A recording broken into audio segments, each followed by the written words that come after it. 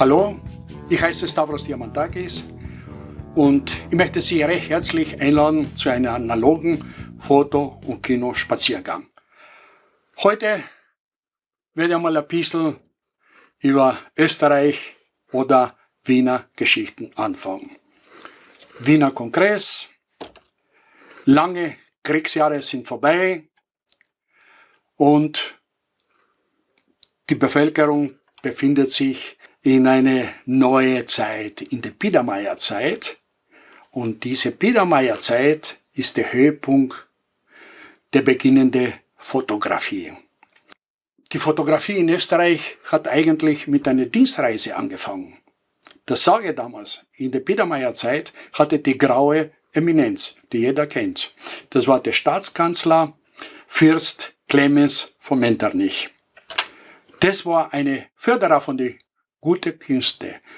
Theater, Kultur, alles was interessant war, hat der Staatskanzler Interesse gehabt, auch für die beginnende Fotografie.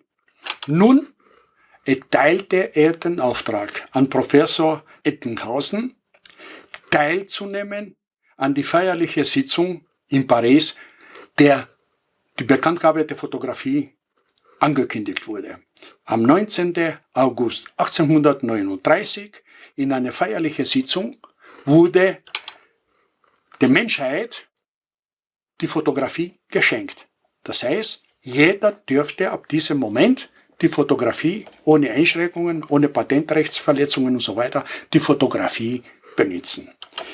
Und die Wertschätzung von der französischen Regierung und von Daguerre und Professor Arago, der das Sagen hat in Frankreich, war so groß, dass das Kaiserhaus auch eine Einladung für diese feierliche Sitzung eingeladen wurde.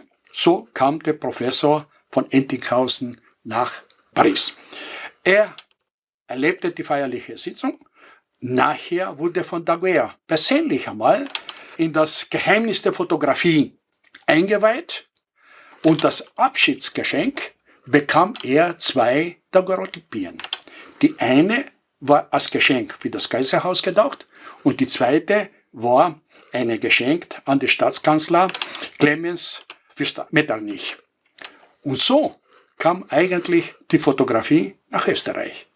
Und dann nahm dieses neue Medium eine erstaunliche, steile Karriere, die in Österreich bzw. in Wien stattfand.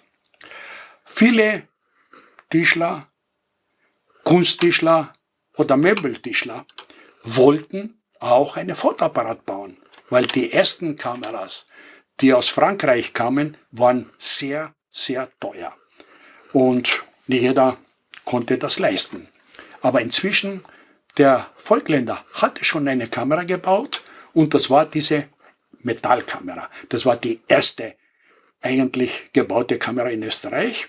Und der Professor Petzval hat auch schon eine errechnete Optik auf den Markt gebracht. Hier habe ich eine Holzkamera. Das ist eine Reisekamera. Reisekamera deshalb, weil relativ klein und handlich ist. Die ist von Josef Wannaus. Das ist eine Wiener Kameratischler. Und diese Kamera ist um 1895 gebaut worden.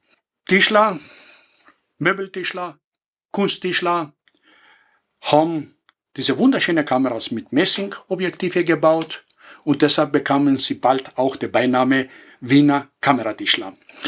Sie machten sich natürlich Furore, beziehungsweise sie haben ein riesengroßes Absatzgebiet in der ehemaligen Monarchie und diese Reisekamera ist aus Nussholz, ist 13 x 18 cm das Format, mit Glasplatten, hat einen doppelten Auszug, der Balken ist aus Leder und wie alle Kameras damals ein Messingobjektiv. Die Objektive waren auch zum Wechseln, die Kamera konnte man mühelos zusammenfalten und damit unterwegs sein, daher auch Reisekamera. Das ist alles über dieses Gebiet, über Optik und so weiter wird eine andere Mal was erzählt. Danke fürs Zuschauen und auf Wiedersehen. Bis zum nächsten Video.